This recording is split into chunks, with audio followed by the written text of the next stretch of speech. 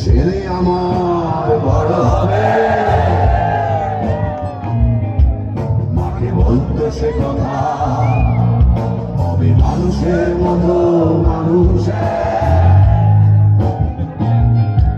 লেখা ইতিহাসের কথা নিজাতে খেতে পারতাম না।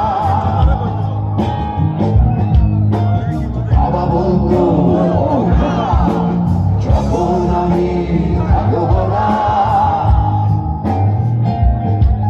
কি করবি রে বোকা, এ তো রক্তের সাথে রক্তের না, স্বার্থের অনেক ঊর্ধ্বে।